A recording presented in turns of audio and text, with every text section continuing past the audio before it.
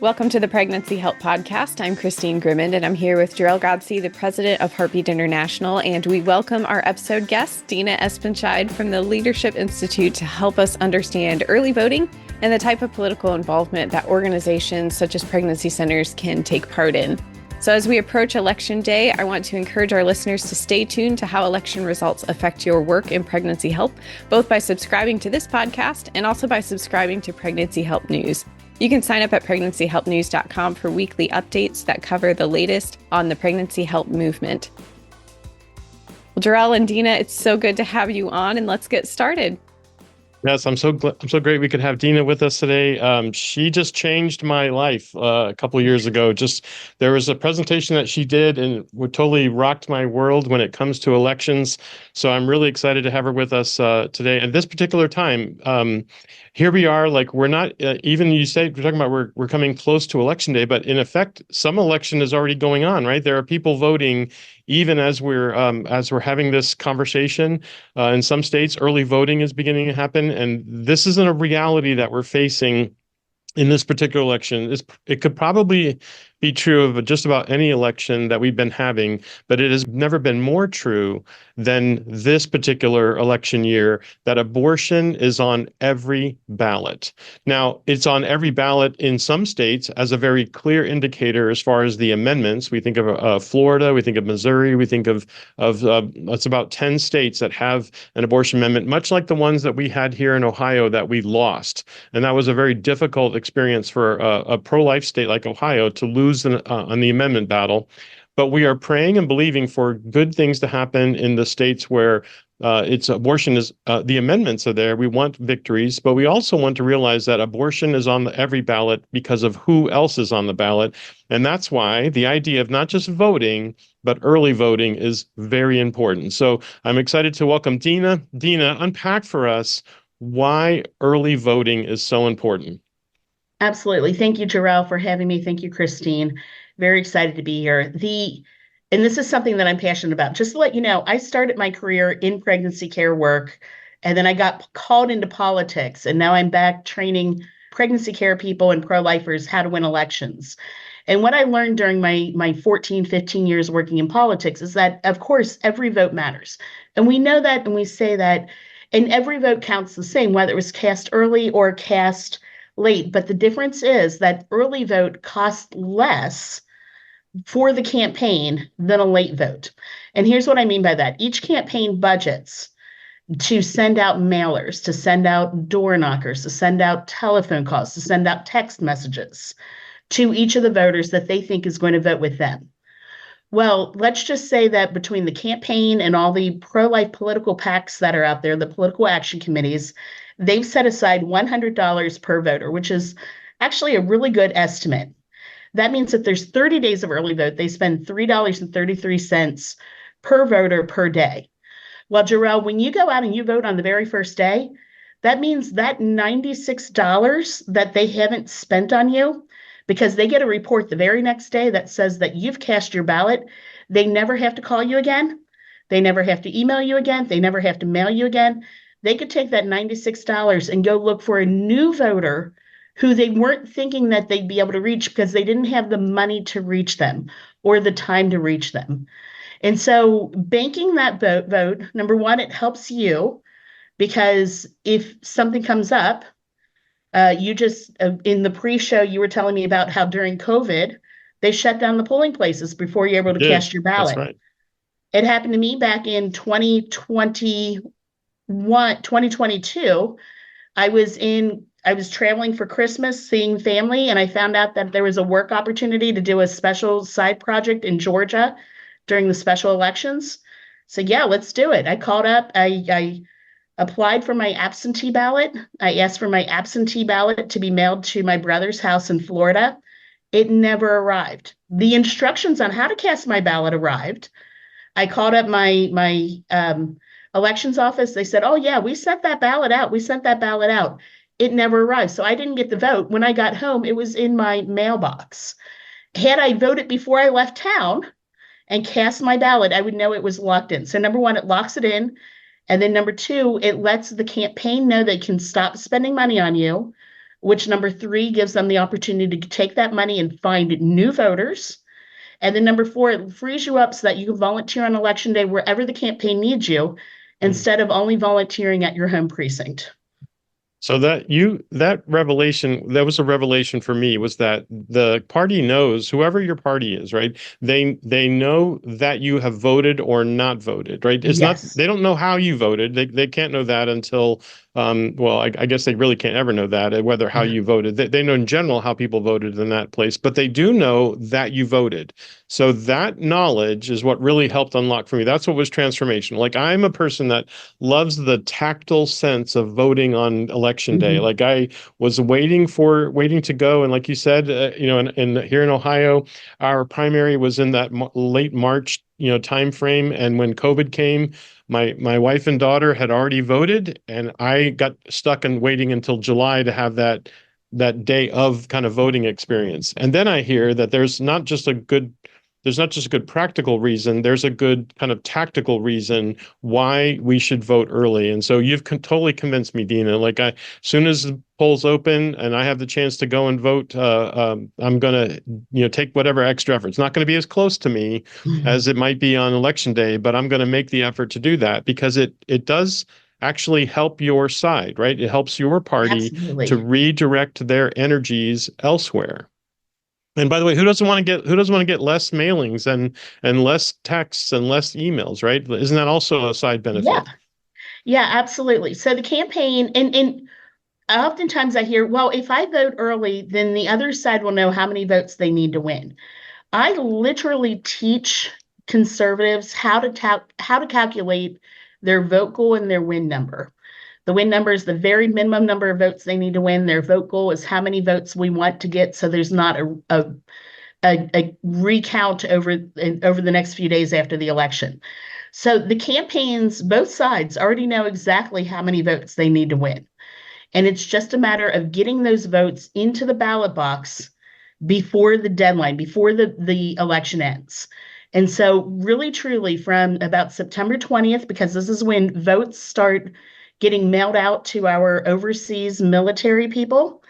Also, September 20th is when early votes started in places like, I believe, Pennsylvania, but definitely in Virginia, where I live. Early vote, I can go and vote in person the moment I get home from this business trip that I'm in. And as a matter of fact, I will do that on October 5th. I'm going to go vote because I've got a layover that's close enough to home that I can leave the airport, go vote, get back into the airport, and fly off to my next location. And that's how serious I am about this. It really does matter. And it really, locking in your vote is a big thing, because you don't know what the future holds. Like for me, it was, I didn't vote early because I'm going to be home. And then my plans changed. I have a tragic story out of the Villages in Florida, where the couple always worked as polling judges, election judges on election day. Well, they got sick 2 weeks before.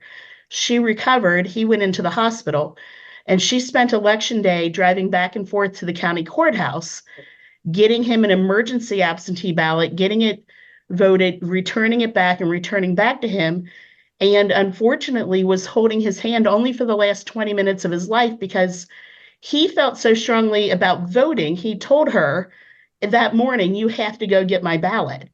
And so instead of spending time with him on his last day, she was making sure his vote counted on his last day. Mm. We don't know what tomorrow brings. So if you will do what I say to my pro-life audiences is, I have them stand, if you will do anything to save a baby, stand up. And they all stand up. And I say, now vote early. And some of them sit down. And I'm like, then you won't do everything that you can to save a baby, because we've got to win these elections, because there are some truly heinous elections, elected people who are running for office that have got just backgrounds of going after pro-lifers, putting them in jail as political prisoners, trying to shut down, the abortion pill reversal, all that other Yep. stuff. And then these amendments, they are worse than anybody knows, because the more you dig into them, the more you realize they don't restrict abortion whatsoever. It is abortion without limitations. And like the one in Nebraska would allow men to sue to potentially force women into abortions that the women don't want, the way it's written. So they're written so poorly. We need to get the word out to everybody to vote no, and then we need to get the word out to lock in your vote early. Well, we totally agree with that. This is, and you mentioned two things. One is the people on some of these ballots, including at the top of the ticket. There are some players that have not just been anti-pro-lifers; they've been very aggressively going against pregnancy centers in particular, and abortion pill reversal as well. I know that our friends at NIFLA. That case is now went to the Supreme Court, and we ultimately won that case. Started in California, and the case is now known as NIFLA v. Becerra, but originally it was NIFLA v. Harris, right? So that was Harris was the Attorney General of California, basically trying to get pregnancy centers to refer for abortions, which of course was ultimately decided by the Supreme Court, as it should be. But these are the types of individuals that are on the ballots in many of the states that we're talking about. They're the ones who themselves are not just going to be against pro-life principles or for abortion. They could easily be actively against pregnancy centers. So it's something that we all have to do. So Dena, help us understand, how can a local pregnancy center leader do two things. One is, what are some of the best ways to encourage the folks in their spheres to get out the vote? And also, two, how might they act personally in their personal capacity as an individual? Because I know we have some constraints being 501c3 leaders. Give us some advice on both those scenarios?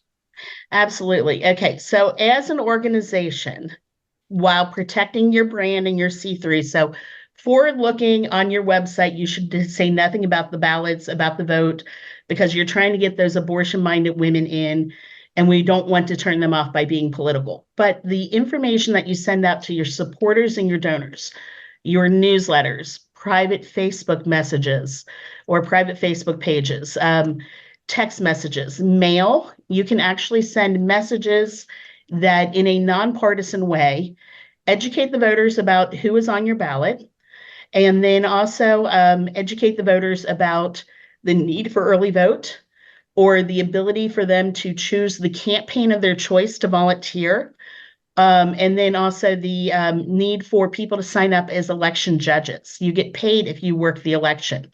I have got, and I've shared with Heartbeat, some templates that I've already written for pregnancy centers that they can just take it as it is and use it, or take it and adapt it and use them. And I will email those out to anybody that emails me at Dena, D-E-N-A, at leadershipinstitute.org. And they're just simple templates on, here's why we need to vote early. Here's why we need to get registered to vote. You can do a voter registration drive at your center, or send off a letter reminding people that if they've moved in the last 3 years, 4 years, they should re-register at their new address. So you can do all of those things as long as you're not saying we endorse this candidate. You can do an education piece in your newsletter about Kamala Harris going after abortion pill reversal.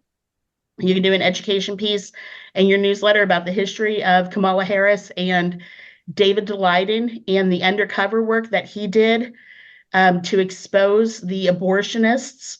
Oh, and by the way, you can also talk about how Donald Trump put the justices on the Supreme Court that overturned Roe versus Wade. It's just education. You didn't tell anybody who to vote for. I didn't tell you who to vote for. And then the next very moment, you can say, now go out and vote your values. Yep. And go volunteer for the campaign of your choice. And this is the one I love. It is so easy. I challenge people in my classes to pick up their cell phone and just send a text message. Something like, hi, I just found out how radical Amendment number 3 is in Missouri. Did you know it will end the funding for pro-life pregnancy centers that help young mothers? If you agree with me that we need to protect that funding, vote no on Amendment 3. And so that is a text message that you can send to every single one of your people that are in your cell phone. So that's a personal thing you can do. Send those messages in your cell phone to everybody that you know. So sphere of influence would be doing the nonpartisan information in your newsletters, in mailings, where obviously your clients can't see it.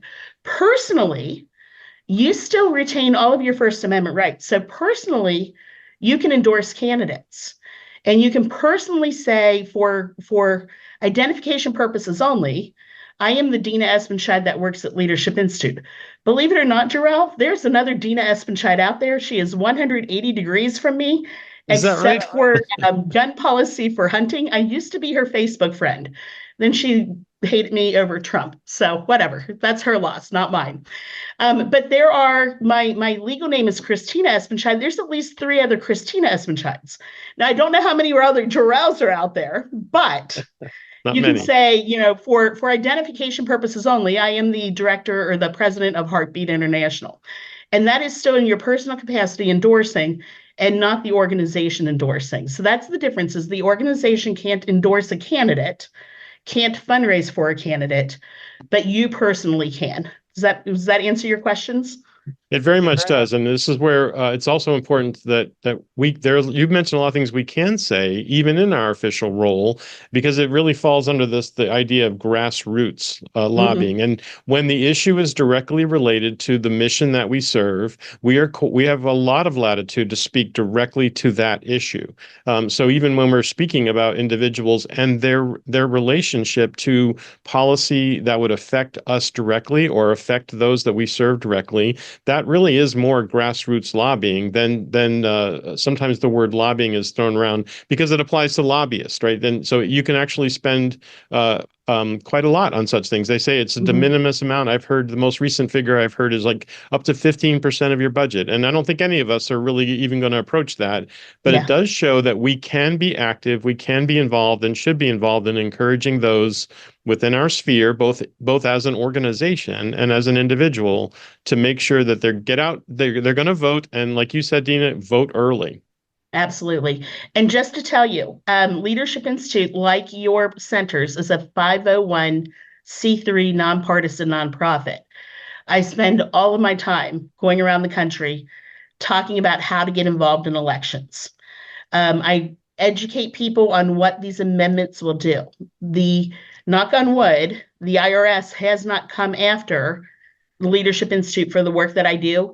And even if they did, we know we would win, because my time, even if I donated 100% of 40 hours a week to lobbying against these bad amendments, lobbying for the one good one in Nebraska, the one good one in Amarillo, the anti-euthanasia one in West Virginia, even if I spent all 40 hours of my week on that, you would also add up all of the hours of my coworkers and all of the hours of my volunteers, of the volunteers for the Leadership Institute. And my 40 hours is not even a drop in the bucket compared to all of the efforts that all of these other people that work for or volunteer for our organization.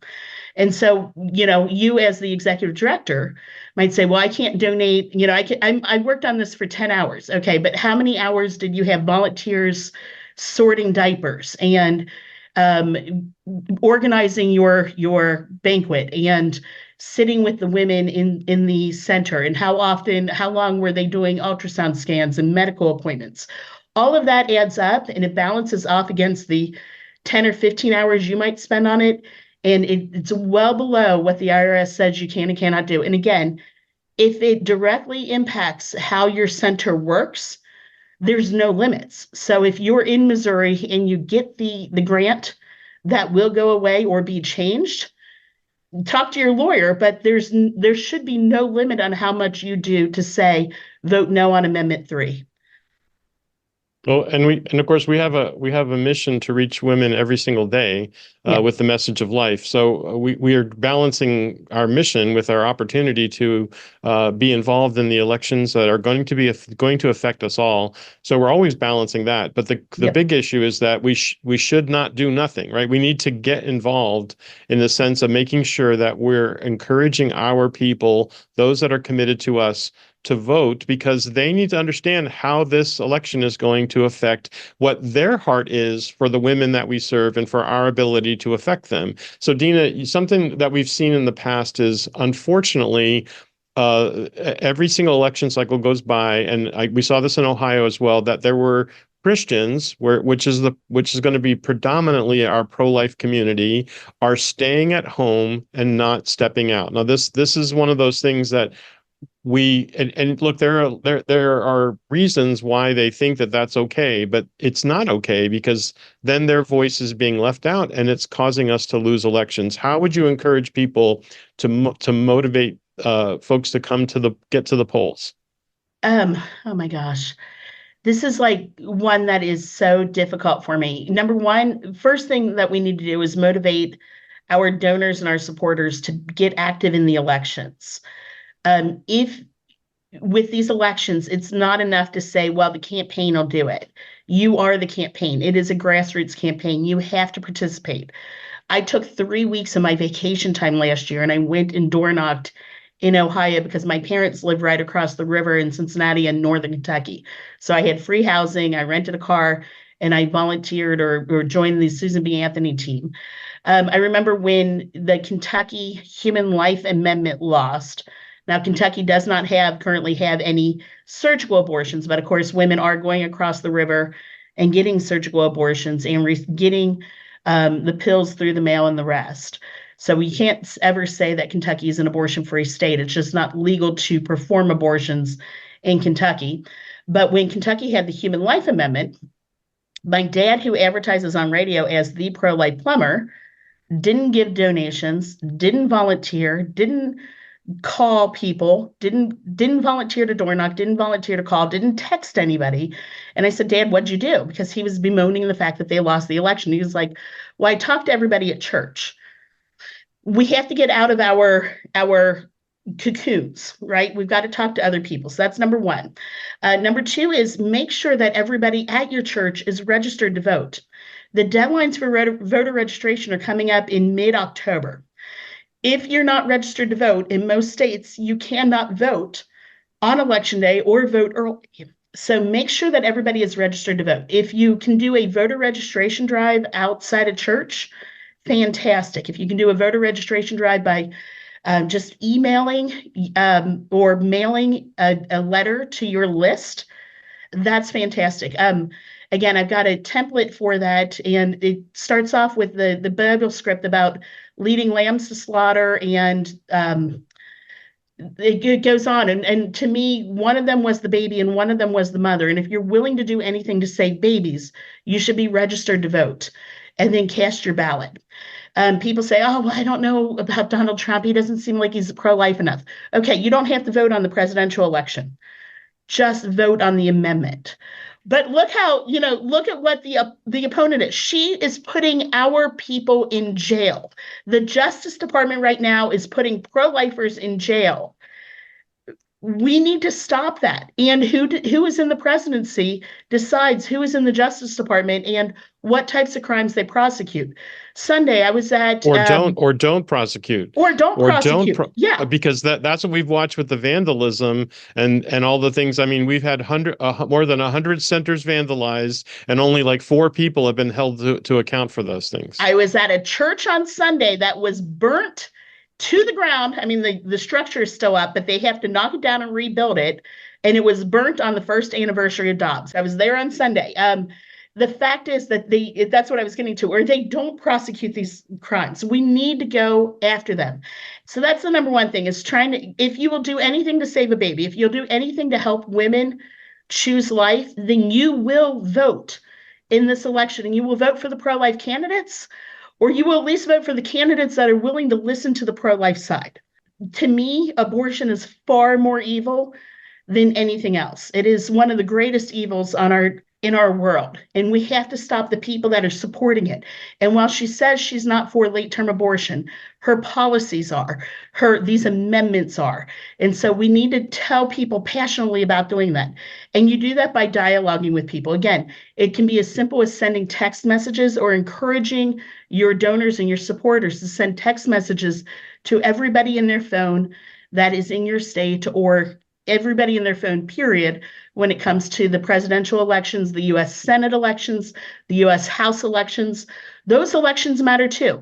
So do the governors and the judges and the district attorneys and the the attorney generals of your states. Every single election matters, right down to mosquito control, because the person elected now for mosquito control is going to run for school board in 4 years, and that person's going to decide what sex education your kids or your grandkids are going to receive, and whether or not they're going to allow a Planned Parenthood health clinic in your school. Every election matters, and we need to talk passionately about it and put it into our newsletters and put it into our communications and get everybody registered to vote, everybody voting as early as possible. Because again, when you lock in your vote, we don't have to worry about you. We can go and take that pot of money that was dedicated to getting you to vote and go find somebody new to vote for us. So vote as early as possible, and then volunteer to work as an election judge and get paid to actually work these elections to make sure there's no shenanigans. Well, shenanigans is something that we know we've seen a good bit of, and we need to be vigilant about such things. Dena, your passion for this is excellent. Thank you so much for the Leadership Institute, for the templates that you've made, for the opportunity to really understand the importance of early voting and getting that message out. I learned coming to Heartbeat, which is now many years ago, but it has never been more true.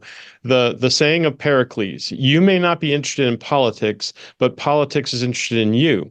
And Yes. that has never been more true of pregnancy health than it is in this cycle, when we're seeing states like Massachusetts, Minnesota, California, and others who are attacking pregnancy centers in any way that they can. And so the idea that suddenly abortion is a state's issue is true. It does not absolve the federal environment either of really being involved with this. So every vote matters. I appreciate how you've really reinforced that and encouraged it. We thank you for your work, Leadership Institute. Thank you for taking time out, even in this late hour, in essence, to make this happen. We're grateful for you. I'm grateful for the work that you all do. I'm grateful for the frontline workers. I am not called to be in the client room. I don't have the temperament to be in the client room. So thank you guys for being that frontline worker that actually saves babies. I'm out here trying to help you by changing the public policy, but I can't do it alone. I need you to vote early. I need you to ask your supporters and your donors to vote early.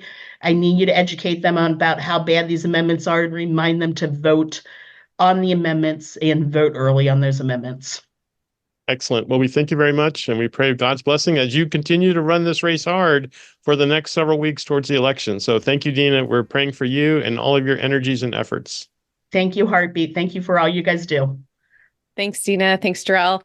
If you'd like to learn more about participating in public policy or politics, or if you want to bring a free training to your community through the Leadership Institute, visit leadershipinstitute.org. And Dena gave her email address earlier, so I'll add a note to that in the show notes if you would like to reach out directly to her.